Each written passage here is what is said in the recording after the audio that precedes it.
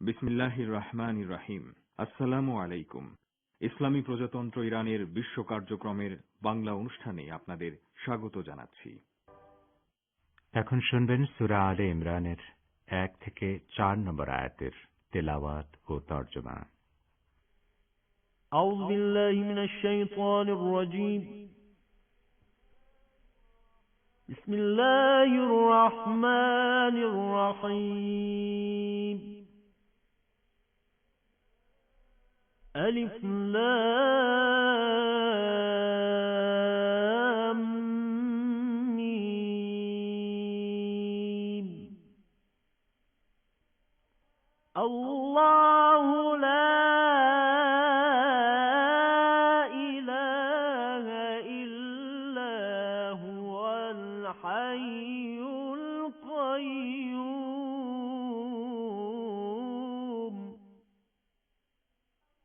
نزل عليك الكتاب بالحق مصدقا لما بين يديه وأنزل التوراة والإنجيل وأنزل التوراة والإنجيل من قبل هدى للناس وأنزل الفرقان. إن الذين كفروا بآيات الله لهم عذاب شديد والله عزيز ذو انتقام. إن الذين كفروا بآيات الله لهم عذاب شديد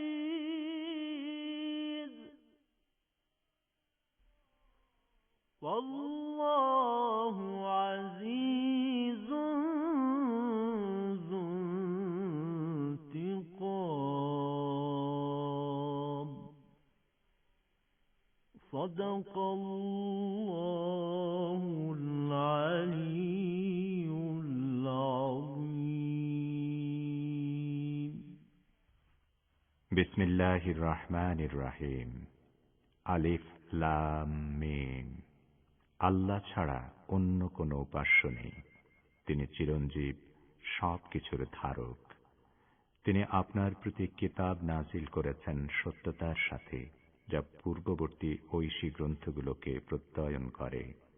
ইতপূর্বে তিনি মানব জাতিকে সত্য পথ প্রদর্শনের জন্য তাওরাত ও ইনজিল অবতীর্ণ করেছেন এবং তিনি ন্যায় অন্যায়ের মীমাংসাকারী রূপে কোরআন অবতীর্ণ করেছেন। নিশ্চয়ই যারা আল্লাহর নিদর্শনাবলীকে অমান্য করে তাদের জন্য রয়েছে কঠোর শাস্তি। বস্তুত আল্লাহ মহাপরাক্রমশালী, দণ্ডদাতা। সাদাকাল্লাহুল আলিয়্যুল আযীম।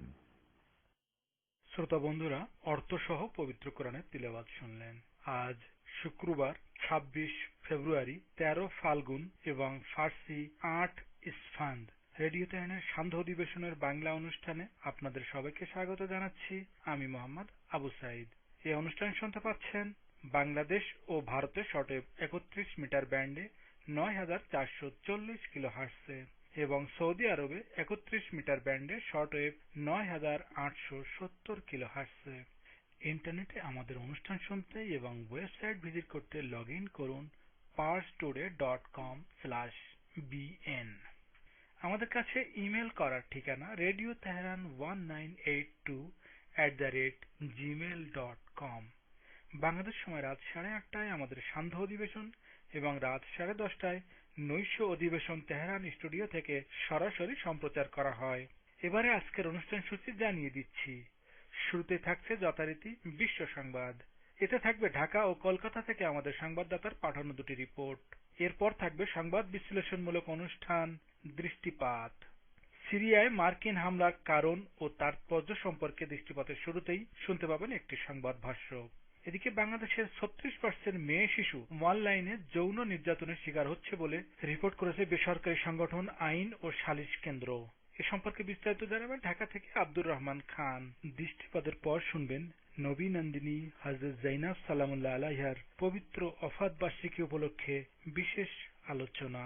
এরপর থাকবে নিয়মিত পরিবেশনা কথাবার্তা। কথাবার্তার পর শুনতে পাবেন সাক্ষাৎকার ভিত্তিক বিশেষ অনুষ্ঠান আলাপন। সব শেষে শুনতে পাবেন সংক্ষিপ্ত সংবাদ।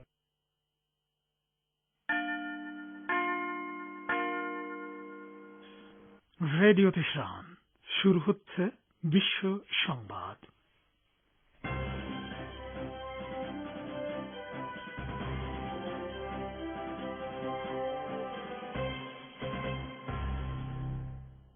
সংবাদ শিরোনাম।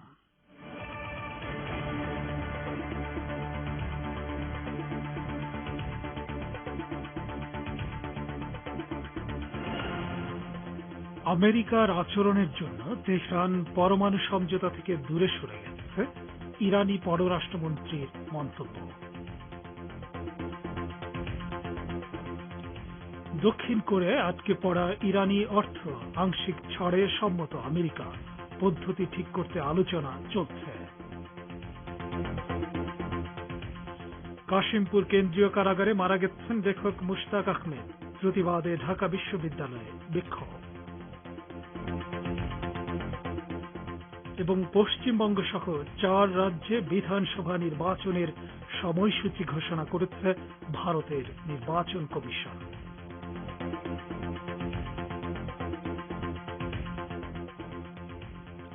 আসসালামু আলাইকুম শ্রোতা বন্ধুরা, সংবাদ শিরোনাম শুনলেন। এবার বিস্তারিত বিশ্ব সংবাদে আমন্ত্রণ জানাচ্ছি আমি সোহেল আহমেদ।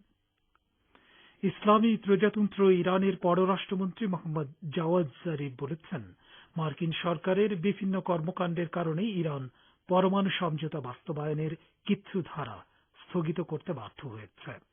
একই সঙ্গে তিনি বর্তমান অচল অবস্থা নিরসনের জন্য ইরানের উপর থেকে অবৈধ নিষেধাজ্ঞা প্রত্যাহারের আহ্বান জানিয়েছেন। জারিফ বলেন, আমেরিকা যখন পরমাণু সমঝোতা থেকে বেরিয়ে গেছে, তখন ইরানও পাল্টা ব্যবস্থা হিসেবে প্রতিশ্রুতি বাস্তবায়নের ধারা স্থগিত রেখেছে। কিন্তু এই অচল অবস্থার যে কারণ তা এখনো নিরসন করেনি আমেরিকা।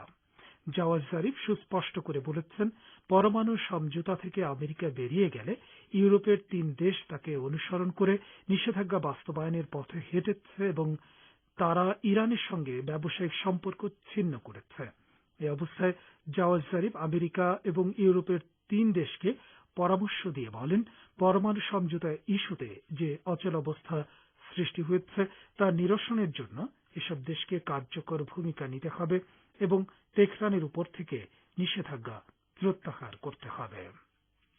এদিকে ইরানের পররাষ্ট্রমন্ত্রী মোহাম্মদ জাওয়াদ জারিফ সন্ত্রাসবাদ মোকাবেলা সহ সব ক্ষেত্রে সিরিয়ার প্রতি সমর্থন অব্যাহত রাখার ঘোষণা দিয়েছেন। সিরিয়ার পররাষ্ট্রমন্ত্রী ফয়সাল মিকদাদের সঙ্গে ফোনালাপে এ ঘোষণা দেন তিনি। ফোনালাপে 2 দেশের পররাষ্ট্রমন্ত্রী সব ক্ষেত্রে দ্বিপক্ষীয় সহযোগিতা জোরদার এবং শত্রুদের অমানবিক নিষেধাজ্ঞা মোকাবেলার উপায় নিয়ে মতবিনিময় করেন। সিরিয়ার পররাষ্ট্রমন্ত্রী ফয়সাল মিকদাদ বলেন, পাশ্চাত্যের ইরান বিরোধী অবস্থানের নিন্দা জানায় দামেস্ক এবং এক্ষেত্রে সব ধরনের সমর্থন ও সহযোগিতা করতে তারা প্রস্তুত আছেন। এ সময় ইরানের পররাষ্ট্রমন্ত্রী তেহরানের বিষয়ে দামেস্কের অবস্থানের প্রশংসা করেন। জারিফ বলেন, সিরিয়ার সর্বত্র নিরাপত্তা ও স্থিতিশীলতা প্রতিষ্ঠায় সহযোগিতা করবে ইরান। দক্ষিণ কোরিয়ায় আটকে পড়া ইরানের $700 কোটি অংশবিশেষ ছাড়ের বিষয়ে সম্মত হয়েছে আমেরিকা। পরমাণু সমঝোতা থেকে বেরিয়ে গিয়ে সাবেক মার্কিন প্রেসিডেন্ট ডোনাল্ড ট্রাম্প ইরানের বিরুদ্ধে যে অন্যায় ও অমানবিক নিষেধাজ্ঞা আরোপ করেছিলেন তার আওতায় ইরানের এক বিপুল পরিমাণ অর্থ দক্ষিণ কোরিয়ার ব্যাংকগুলোতে আটকা পড়ে। 2018 সালে ইরানের উপর নতুন করে নিষেধাজ্ঞা আরোপের আগ পর্যন্ত দক্ষিণ কোরিয়া ছিল ইরানের জ্বালানি তেলের অন্যতম প্রধান ক্রেতা। আমেরিকা নিষেধাজ্ঞা আরোপ করার পর দক্ষিণ কোরিয়া ইরানি তেলের মূল্য পরিশোধ করতে পারেনি। ফলে গত কয়েক বছর ধরে ইরানের বিপুল পরিমাণ অর্থ দক্ষিণ কোরিয়ার ব্যাংকগুলোতে আটকা পড়ে রয়েছে। অর্থ ছাড়ের ব্যাপারে দক্ষিণ কোরিয়ার পররাষ্ট্র মন্ত্রণালয়ের ওই কর্মকর্তা বলেছেন, সিউল এবং ওয়াশিংটনের মধ্যে বিষয়টি এখনো চূড়ান্ত হয়নি। তিনি বলেন, কোন পদ্ধতিতে ইরানকে অর্থ পরিশোধ করা যায় তা নিয়ে ওয়াশিংটনের সাথে আলোচনা চলছে এবং সম্ভবত প্রথমে ইরানের অর্থ সুইজারল্যান্ডের কাছে পাঠানো হবে। ইরানে মার্কিন স্বার্থ দেখাশোনা করে সুইজারল্যান্ড। ইসলামী প্রজাতন্ত্র ইরানের বিরুদ্ধে সর্বোচ্চ চাপ প্রয়োগের নীতি ব্যর্থ হয়েছে বলে স্বীকার করেছে মার্কিন প্রেসিডেন্ট জো বাইডেনের প্রশাসন। এরপরও সাবেক প্রেসিডেন্ট ডোনাল্ড ট্রাম্পের অনুসৃত নীতি থেকে সরে আসার সুস্পষ্ট কোনো অবস্থান ঘোষণা করেনি আমেরিকার নতুন সরকার। গতকাল মার্কিন পররাষ্ট্র দপ্তরের মুখপাত্র নেড প্রাইস বলেন, যে সমস্ত লক্ষ্যকে সামনে রেখে ইরানের বিরুদ্ধে সর্বোচ্চ চাপ প্রয়োগের নীতি অনুসরণ করেছিল ডোনাল্ড ট্রাম্প প্রশাসন, তার একটিও অর্জন করা সম্ভব হয়নি। প্রাইস বলেন, আমি মনে করি আপনি যখন সর্বোচ্চ চাপ সৃষ্টির দিকে নজর দেবেন তখন আপনাকে শুধুমাত্র একটি উপসংহারে আসতে হবে, আর সেটি হচ্ছে এর নীতি ব্যর্থ হয়েছে। মার্কিন পররাষ্ট্র দপ্তরের মুখপাত্র আরো বলেন, ইরানের বিরুদ্ধে সর্বোচ্চ চাপ প্রয়োগের নীতি অনুসরণ করা হয়েছিল একটি ভালো চুক্তি সই করার লক্ষ্য নিয়ে, ইরান এবং তার মিত্রদের ভয় দেখানোর জন্য এবং আমেরিকার স্বার্থ ভালো অবস্থানে নেয়ার জন্য। কিন্তু এর একটিও অর্জন করা যায়নি, বরং বিপরীতটাই সত্য। আপনারা বিশ্ব সংবাদ শুনছেন রেডিও তেহরান থেকে, আর প্রচারিত হচ্ছে বাংলাদেশ, ভারত ও সৌদি আরবে শর্টওয়েভ 31 মিটার ব্যান্ডে। সামাজিক যোগাযোগ মাধ্যম ফেসবুকে সরকার বিরোধী পোস্ট দেয়ায় ডিজিটাল নিরাপত্তা আইনের আওতায় আটক বাংলাদেশি লেখক মুশতাক আহমেদ গাজীপুরের কাশিমপুর হাই সিকিউরিটি কেন্দ্রীয় কারাগারে মারা গেছেন। প্রতিবাদে ঢাকা বিশ্ববিদ্যালয়ে গত মধ্যরাতে বিক্ষোভ মিছিল করেছে কয়েকটি বামপন্থী ছাত্র সংগঠন। আরো জানাচ্ছেন ঢাকা থেকে আব্দুর রহমান খান। ডিজিটাল নিরাপত্তা আইনে আটক হয়ে কাশিমপুরের হাই সিকিউরিটি কেন্দ্রীয় কারাগারে থাকা অবস্থায় লেখক মুশতাক আহমেদের মৃত্যুর ঘটনার প্রতিবাদে রাজধানীর শাহবাগ মোড় অবরোধ করে প্রতিবাদ সমাবেশ করেছে বামপন্থী ছাত্র সংগঠনগুলো। আগামী সোমবার 1 মার্চ স্বরাষ্ট্র মন্ত্রণালয় ঘেরাও কর্মসূচি ঘোষণা করে বেলা 12টার দিকে অবরোধ তুলে নেন তারা। সমাবেশে সংগঠনগুলোর নেতৃবৃন্দ লেখক মুশতাকের মৃত্যুকে সরকারি মদদে হত্যাকাণ্ড হিসেবে উল্লেখ করেছেন। এই হত্যাকাণ্ডের বিচারিক তদন্তের দাবি জানিয়েছে তারা। এ সময় ছাত্র নেতৃবৃন্দ ডিজিটাল নিরাপত্তা আইন বাতিল করে এই আইনে আটক কার্টুনিস্ট কিশোর সহ অন্যান্যদের মুক্তির দাবি জানান। বাম সংগঠনগুলোর মোর্চা, প্রগতিশীল ছাত্র জোটের কেন্দ্রীয় সমন্বয়ক ও সমাজতান্ত্রিক ছাত্র ফ্রন্টের কেন্দ্রীয় সভাপতি আল কাদরি জানিয়েছেন, দাবি আদায়ে তারা আজ সন্ধ্যা 6টায় মশাল মিছিল করবেন। বৃহস্পতিবার রাত 8:30টার দিকে মৃত্যু হয় লেখক মুশতাক আহমেদের। রাষ্ট্রবিরোধী ষড়যন্ত্রের অভিযোগে গ্রেপ্তার হওয়া মুশতাক গত বছরের মে মাস থেকে কারাবন্দী ছিলেন। তার বয়স হয়েছিল 53 বছর। তার বাড়ি নারায়ণগঞ্জের 2500 উপজেলায়। তিনি 6 বার জামিনের জন্য আবেদন করলেও তার নির্বিকারভাবে নাকচ করা হয়েছে। ছাত্র নেতৃবৃন্দ আরো জানান, দেশে আজ ত্রাসের রাজত্ব কায়েম হয়েছে। মত প্রকাশের স্বাধীনতাকে নির্মমভাবে দমন করা হচ্ছে। ডিজিটাল নিরাপত্তা আইনের মতো কালা কানুনের মাধ্যমে গণতান্ত্রিক অধিকার হরণের প্রতিবাদ জানিয়েছে তারা। তারা অবিলম্বে ডিজিটাল নিরাপত্তা আইন বাতিলের দাবি জানিয়েছেন।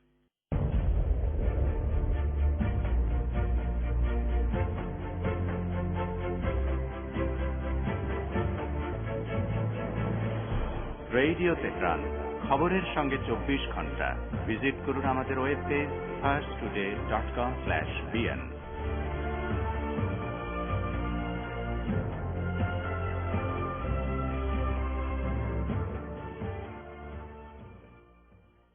ফিরছি সংবাদে। ব্লগার মুশতাক আহমেদকে কারাগারে অবর্ণনীয় নির্যাতন চালিয়ে হত্যা করা হয়েছে বলে অভিযোগ করেছেন বিএনপির মহাসচিব মির্জা ফখরুল ইসলাম আলমগীর। আজ গণমাধ্যমে পাঠানো এক বিবৃতিতে তিনি মন্তব্য করেন। বিবৃতিতে বিএনপি মহাসচিব তার ভাষায় বলেন, বর্তমান তথ্য প্রযুক্তির যুগে সামাজিক যোগাযোগ মাধ্যমে সমাজ ও রাষ্ট্রের বিভিন্ন সঙ্গতি অসঙ্গতি, নিয়ম অনিয়ম, কীর্তি অপকীর্তির বিষয়ে স্বাধীনচেতা মানুষের অভিমত বিশ্লেষণ প্রকাশের সুযোগ আজ গণতান্ত্রিক বিশ্বে সর্বজন স্বীকৃত, কিন্তু বাংলাদেশে তা নেই। ওদিকে লেখক মুশতাক আহমেদের মৃত্যুর ঘটনায় কারা কর্তৃপক্ষের কোনো গাফিলতি আছে কিনা তা তদন্ত করা হবে বলে জানিয়েছেন স্বরাষ্ট্রমন্ত্রী আসাদুজ্জামান খান কামাল। ভারতের নির্বাচন কমিশন পশ্চিমবঙ্গ সহ 4 রাজ্য ও একটি কেন্দ্রশাসিত অঞ্চলের জন্য বিধানসভা নির্বাচনের সময়সূচি ঘোষণা করেছে।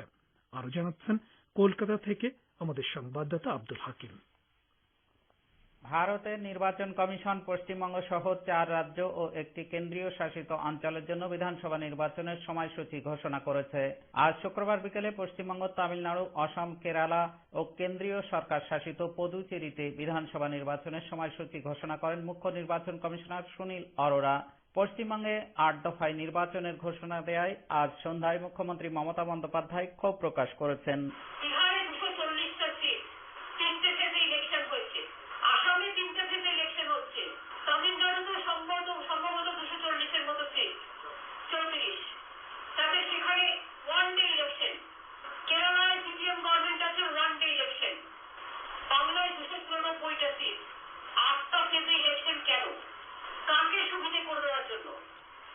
বলছিলেন মুখ্যমন্ত্রী মমতা বন্দ্যোপাধ্যায়। নির্বাচন কমিশন সূত্রে প্রকাশ, 27 মার্চ থেকে 29 এপ্রিল পর্যন্ত বাংলায় 8 দফায় ভোট গ্রহণ হবে। ফল ঘোষণা হবে 2রা মে। বলছিলেন কলকাতা থেকে আমাদের সংবাদদাতা। দখলদার ইসরায়েলের ক্ষেপণাস্ত্র প্রতিরক্ষা ব্যবস্থা আয়রন ডোমের বিভিন্ন অবস্থানের তথ্য ফাঁসের অভিযোগে একজনকে আটকের দাবি করেছে তেল আবিব। ইসরায়েলের অভ্যন্তরীণ নিরাপত্তা ও গোয়েন্দা কার্যক্রম বিষয়ক দপ্তর জানিয়েছে, তারা ফিলিস্তিনের ইসলামী প্রতিরোধ আন্দোলন হামাসের সঙ্গে সম্পর্কিত এক ব্যক্তিকে আটক করেছে, যিনি হামাসকে আয়রন ডোমের অবস্থান সম্পর্কে তথ্য সরবরাহ করেছেন। ইসরায়েলি নিউজ চ্যানেল i24 বলছে, আটক ব্যক্তির বিরুদ্ধে আয়রন ডোম সম্পর্কিত তথ্য সংগ্রহ ও তা পাচারের অভিযোগ আনা হয়েছে। নিউজ চ্যানেলের তথ্য মতে আটক ব্যক্তির নাম মোহাম্মদ আবু আদ্রু এবং তার বয়স 43 বছর। তিনি দখলদার ইসরায়েলের দক্ষিণের রাহুফুত শহরের বাসিন্দা। একটি সূত্র বলছে, হামাসকে উস্কানি দিতে এ ধরনের পদক্ষেপ নেওয়া হয়েছে। ইসরায়েল তাদের ক্ষেপণাস্ত্র ব্যবস্থা আয়রন ডোমকে অত্যন্ত উন্নত প্রযুক্তি সম্পন্ন বলে দাবি করলেও হামাসের রকেট ও ক্ষেপণাস্ত্র হামলা এর আগে ব্যর্থ হয়েছে। ইরাকে মার্কিন সেনাবাহিনীর লজিস্টিক ইকুইপমেন্ট বহনকারী আরো 2টি গাড়ি বহরে হামলা হয়েছে। গতকাল বাগদাদ ও বাবেল প্রদেশে আলাদা 2টি গাড়ি বহরে এ হামলার ঘটনা ঘটে। তবে এখন পর্যন্ত নতুন এই হামলার বিষয়ে কোনো প্রতিক্রিয়া দেখায়নি আমেরিকা। কোনো ব্যক্তি বা সংগঠনও এর দায় স্বীকার করেনি। ইরাকে অবস্থিত মার্কিন সামরিক ঘাঁটি ও সামরিক বহরে হামলার ঘটনা সম্প্রতি বেড়েছে। ইরাকের জনগণ ও রাজনৈতিক দলগুলো সেদেশে মার্কিন সেনা উপস্থিতির বিরোধিতা করছে। তারা সেদেশ থেকে অবিলম্বে মার্কিন সেনা প্রত্যাহার চায়। এর আগে ইরাকের সংসদ মার্কিন সেনা বহিষ্কারের বিষয়ে একটি বিল অনুমোদন করেছে। ইরাকের সাবেক প্রধানমন্ত্রী ও রাজনীতিবিদ নুরি আল মালিকি সম্প্রতি ঘোষণা করেছেন, সেদেশে বিদেশি সেনাদের কোনো প্রয়োজন নেই। ইরাকে তৎপর জঙ্গি গোষ্ঠীগুলোর প্রতি মার্কিন বাহিনী সমর্থন ও সহযোগিতা দিয়ে থাকে বলে অভিযোগ রয়েছে। ফ্রান্স এবং তার মিত্র দেশগুলো সৌদি আরবের কাছে অস্ত্র বিক্রি করার কারণে ইয়েমেন এখন বিশ্বের সবচেয়ে মানবিক সংকটাপন্ন ও বিপর্যস্ত একটি জনপদে পরিণত হয়েছে। জেনেভায় জাতিসংঘের ইরানি মিশনে নিযুক্ত মানবাধিকার বিষয়ক কর্মকর্তা মোহাম্মদ সাদাতি নেজাদ গতকাল কথা বলেছেন। এই কূটনীতিক বলেন, ইয়েমেনের এই বিপর্যয়ের জন্য যারা দায়ী তাদের মুখের নীতি নৈতিকতার কথা মানায় না। এর আগে গত বুধবার ফ্রান্সের পররাষ্ট্রমন্ত্রী জয়েভস লা দ্রিয়া মানবাধিকার পরিষদে দেয়া বক্তৃতায় মানবাধিকার লঙ্ঘনের জন্য ইরানকে অভিযুক্ত করেছেন। ইরানে আটক ফ্রান্সের দ্বৈত নাগরিক ফারিবা আদেল খার মুক্তি দাবি করেছেন তিনি। শ্রোতা বন্ধুরা, বিশ্ব সংবাদে এই ছিল আমাদের সর্বশেষ আয়োজন। সঙ্গে থাকার জন্য অসংখ্য ধন্যবাদ।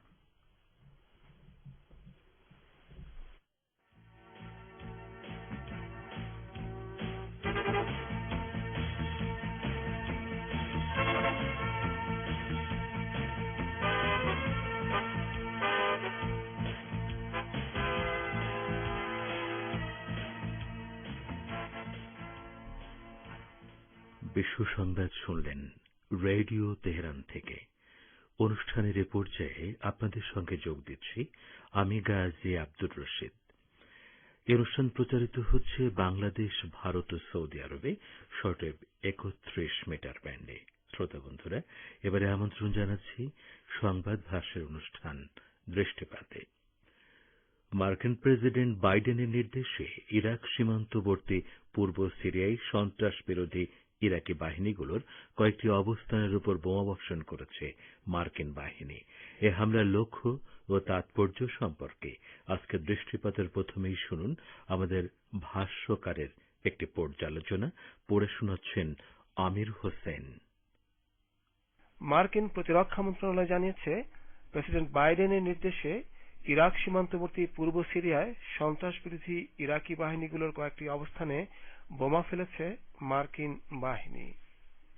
পেন্টাগন বলেছে, বৃহস্পতিবার বিকেলে ইরান সমর্থিত এইসব বাহিনীর ব্যবহৃত কয়েকটি অবকাঠামোর ওপর কয়েক দফা বিমান হামলা চালানো হয়েছে। ইরাক সীমান্ত সংলগ্ন এইসব অবকাঠামো ব্যবহার করে ইরাকের হাসতাস সাবির যোদ্ধারা এবং কাতাইব হিজবুল্লাহ ও কাতাইব সাইদুস সুহাদা নামের সশস্ত্র গ্রুপের যোদ্ধারা ইরাকে মার্কিন বাহিনী ও তার মিত্রদের অবস্থানে সাম্প্রতিক রকেট হামলার জবাবে এই অভিযান চালানো হয়েছে বলে পেন্টাগন দাবি করেছে। সম্প্রতি ইরবিলে মার্কিন বিমান ঘাঁটিতে রকেট হামলা ইরান সমর্থিত ইরাকি গোষ্ঠীগুলোর কাজ বলে মার্কিন সরকার দাবি করে এবং এর কঠোর জবাব দেয়া হবে বলে হুমকি দেয় ওয়াশিংটন। অথচ ইরান ওই হামলার নিন্দা জানিয়েছিল। ইরাকে মার্কিন সেনা উপস্থিতি অব্যাহত রাখার অজুহাত দেখাতেই সন্দেহজনক ওই হামলা চালানো হয়েছে বলে তেহরান উল্লেখ করেছে।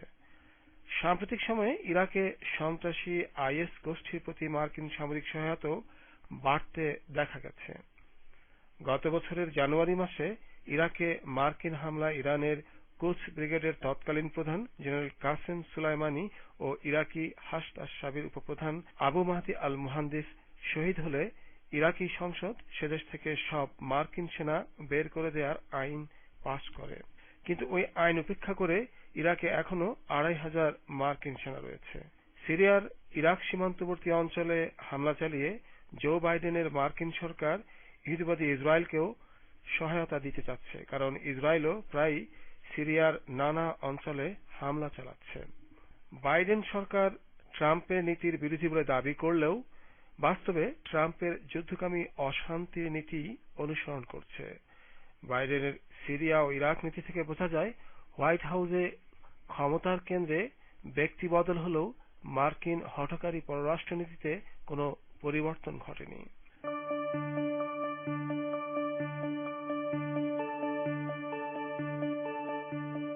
আপনারা রেডিও তেহরানের অনুষ্ঠান শুনছেন সরাসরি তেহরান স্টুডিও থেকে। ইন্টারনেটে আমাদের অনুষ্ঠান প্রতিদিন শুনুন এই ঠিকানায় parstoday.com/bn। ফেসবুক লাইভে যোগ দিন এই ঠিকানায় facebook.com/Radio Tehran BN। আমাদের কাছে ইমেল করার ঠিকানা radioteheran1982@gmail.com। আমাদের ভাষ্যকারের পর্যালোচনাটি শুনলেন। এবারে দৃষ্টি দেব বাংলাদেশের দিকে। বাংলাদেশের শতকরা ৩৬% মেয়ে শিশু অনলাইনে যৌন নির্যাতনের শিকার হচ্ছে বলে প্রতিবেদন প্রকাশ করেছে বেসরকারি সংগঠন আইন ও সালিশ কেন্দ্র। এ সম্পর্কে এখন রয়েছে ঢাকা থেকে আমাদের বিশেষ প্রতিনিধি আব্দুর রহমান খানের প্রতিবেদন। বাংলাদেশে ৩৬% বেশি মেয়ে শিশু অনলাইনে বন্ধুদের দ্বারা যৌন নির্যাতনের শিকার হয়। ২৭% বেশি মেয়ে শিশু পরিচিত প্রাপ্তবয়স্ক ব্যক্তি এবং আত্মীয়দের দ্বারা যৌন নির্যাতনের শিকার হয়। এছাড়া 18% মেয়ে শিশু যৌন নির্যাতনের শিকার হয় অপরিচিত প্রাপ্তবয়স্ক ব্যক্তিদের দ্বারা। বেসরকারি সংস্থা আইন ও সালিশ কেন্দ্র আশক পরিচালিত এক জরিপ প্রতিবেদনে এই তথ্য প্রকাশ করা হয়েছে। বৃহস্পতিবারে অনুষ্ঠিত অনলাইনে শিশুদের উপরে যৌন নির্যাতন প্রতিরোধে পরিস্থিতি বিশ্লেষণ ও আইনি পর্যালোচনা শীর্ষক এক ভার্চুয়াল মতবিনিময় সভায় এই প্রতিবেদনটি উপস্থাপন করা হয়। সভায় জরিপ প্রতিবেদন উপস্থাপন করেন আইন ও সালিশ কেন্দ্রের কর্মসূচি সমন্বয়ক শিশু অধিকার ইউনিটের প্রধান অম্বিকা রায়। এ প্রসঙ্গে আইন ও সালিশ কেন্দ্রের কর্মসূচি সমন্বয়ক অম্বিকা রায় রেডিও তেহরানকে জানান, সোশ্যাল মিডিয়ার ভিতরে টুইটার, ইনস্টাগ্রাম, ফেসবুক, তারপর এখন যে মানুষ ভাইবার, মেসেঞ্জার, ইমো এগুলো ইউজ করে, এগুলোর মাধ্যমেই কিন্তু এখনকার ইয়াং জেনারেশনের যেটা হয় যে আননোন পার্সনের সাথে রিলেশনশিপ হয় এবং সেটা অনলাইনেই কিন্তু হয়। এখন কারোটা হয়তো খুব মাত্রা অনেক বেশি, শোষণ, নির্যাতন, নিপীড়ন, তিনটা যেহেতু নির্যাতন হচ্ছে ভাস্ট এরিয়া, সেই জন্য আমরা বলি অনলাইনে শিশু যৌন নির্যাতন। এ ব্যাপারে আইন ও সালিশ কেন্দ্র প্রণীত গাইডলাইন অনুসরণের পরামর্শ দেন এই শিশু অধিকার নেত্রী। সভায় ইউনিসেফের এক তথ্য তুলে ধরে বলা হয়, 11 বছর বয়সের আগে ডিজিটাল দুনিয়ায় প্রবেশ করে দেশের 25% শিশু। করোনাকালে শিশুদের দিনের অধিকাংশ সময় কাটাতে হচ্ছে অনলাইন স্কুলে। হোমওয়ার্ক, খেলাধুলা বা বিনোদনের ব্যবস্থা হয়ে পড়েছে অনলাইন ভিত্তিক। ফলে শিশুরা আরো বেশি হয়রানি বা নির্যাতনের শিকার হচ্ছে বা ঝুঁকিতে পড়ে যাচ্ছে। সভায় প্রধান অতিথি হিসেবে উপস্থিত থেকে ডাক ও টেলিযোগাযোগ মন্ত্রী মোস্তফা জব্বার জানান, সরকার 30,000 পর্নো সাইট বন্ধ করেছে। ইন্টারনেটে পর্নো সাইট অনুসন্ধানে বাংলাদেশ শীর্ষ 10-এর মধ্যে ছিল, এখন বাংলাদেশের অবস্থান 100-র নিচে। সামাজিক যোগাযোগ মাধ্যম, বিশেষ করে ফেসবুক, ইউটিউবের যেসব কন্টেন্ট পর্নোগ্রাফি বা শিশু পর্নোগ্রাফি বলে মনে করা হয়েছে, সরকার তা ফেসবুক, ইউটিউবকে অবহিত করা মাত্র তারা তা বন্ধ করে দিচ্ছে। এ সময় জাতিসংঘ উন্নয়ন সংস্থা হিউম্যান রাইটস প্রোগ্রামের প্রধান কারিগরি উপদেষ্টা অ্যান্ড্রু ম্যাকগ্রেগর বলেছেন, প্রযুক্তির বিকাশে ইন্টারনেট বড় আবিষ্কার হলেও কিছু মানুষ এর অপব্যবহারের মাধ্যমে শিশুদের যৌন নির্যাতন করছে, প্রতারণা করছে। ঘটনা প্রতিকারে আইনের প্রয়োগ এবং সচেতনতা বাড়ানোর উপরে জোর দেন তিনি। সংবাদ ভাষের অনুষ্ঠান দৃষ্টিপাত শুনলেন। শ্রোতা বন্ধুরা,